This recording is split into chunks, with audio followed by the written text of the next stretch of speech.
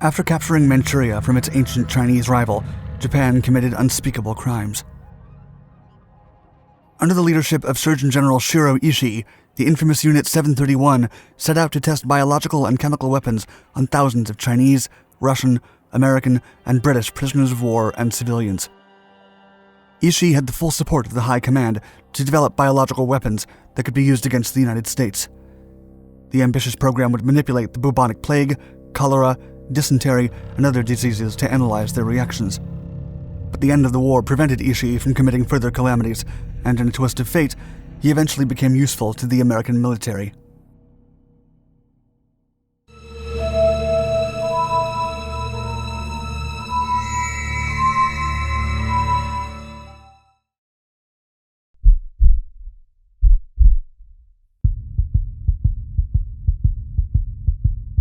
The rise of a madman. Shiro Ishii was born in 1892 in Shibayama in Chiba Prefecture, Japan. He was the fourth son of a family of sake makers, the country's most famous alcoholic beverages.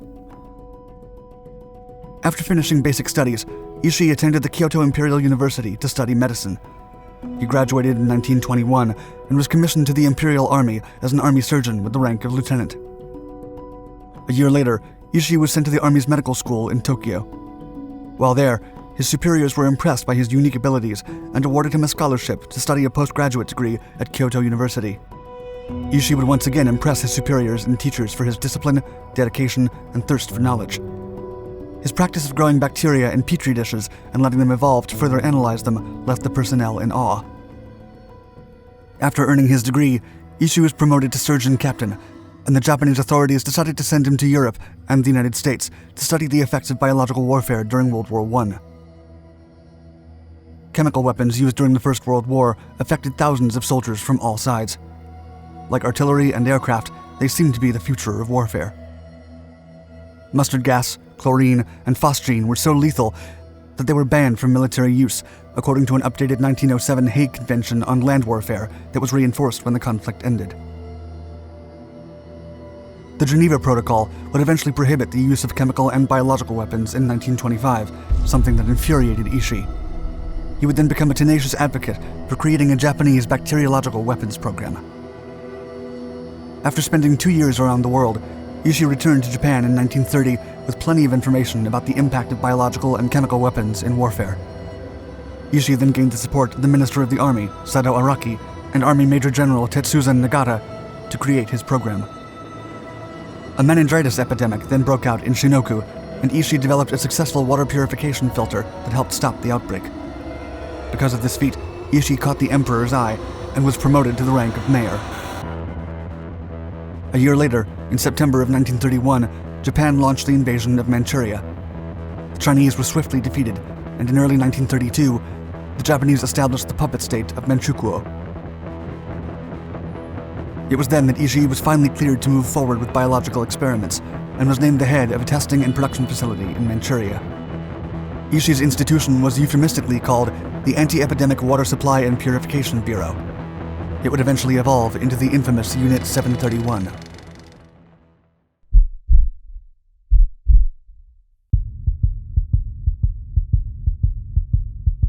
Unit 731. Ishii's facility was initially located in the occupied city of Harbin, but to keep the experiment secret, it was moved to a desolate region after some escapees blew a part of it with improvised explosives. The personnel felt more comfortable in a secluded environment where they held Chinese captives. Installation Ping Fan was finished in 1940. It housed about 3,000 personnel and would eventually become Unit 731, or Kamo Detachment. Although its official name was Epidemic Prevention and Water Purification Department of the Kwantung Army, Unit 731 was a secret biological and chemical warfare research unit. Ishii was given formal command of the unit in 1936. He managed more than 10,000 men scattered through Harbin, Beijing, Nanjing, Guangzhou, and Singapore.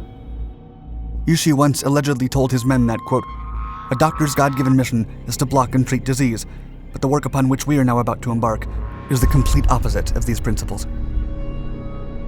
For the next 5 years, Unit 731 would deceive the Chinese population into thinking that the Japanese had embarked on a humanitarian campaign through which they would vaccinate the population against terrible diseases. but the reality couldn't be farther from the truth. Thousands of civilians would be used as guinea pigs to test lethal pathogens. Smallpox, dysentery, bubonic plague, cholera, tuberculosis, and syphilis were some of the microbes that the victims were exposed to. Autopsies would then be carried out to analyze how the virus had progressed in the body. When World War II broke out, American, British, and other Allied soldiers were also sent to Unit 731. The Japanese called the prisoners marutas, or logs, to disguise the installations as simple sawmills. In August of 1942, Ishii traveled to a facility in Nanking to experiment with contaminating water sources, dropping toxic wheat from aircraft and releasing bacteria-infected fleas to study the effects in the environment.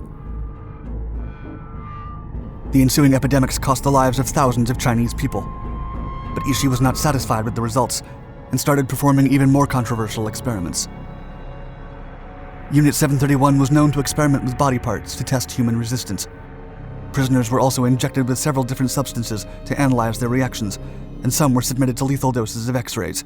The staff would also oversee several unsuccessful resuscitation methods. The research unit would continue to experiment with prisoners until the end of the war.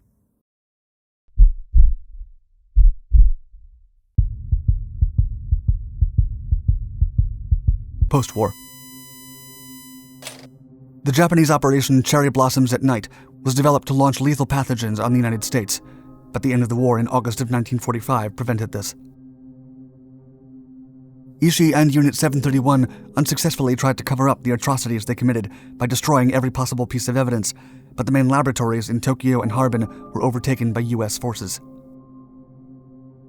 The Americans eventually arrested Ishii with plans to judge him at the International Military Tribunal for the Far East. But something unexpected happened. The US government concluded that Ishii's finding while working with Unit 731 could be useful for the military in another conflict. Dr. Edwin Hill, chief of Fort Detrick, wrote a report in which he stated that the information gathered was, quote, absolutely invaluable. It could never have been obtained in the United States because of scruples attached to experiments on humans, and the information was obtained fairly cheaply.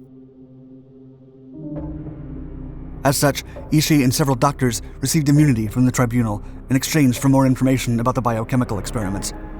They were never prosecuted for any war crimes and were set free in 1948. It is believed that Ishii traveled to the US to advise American microbiologists on his findings. It's also said that he eventually opened a clinic in Japan where he provided service for free, and that during his later years he converted to Catholicism and sought forgiveness for the atrocities he committed. Shiro Ishii died in October of 1959 at the age of 67, and is often compared to Axis war criminal Dr. Joseph Mengele, albeit in a more inhumane light. Thank you for watching our video. Please like and subscribe to our Dark Files channel to find more unexpected historical content. And let us know in the comments below of any other topics of your interest.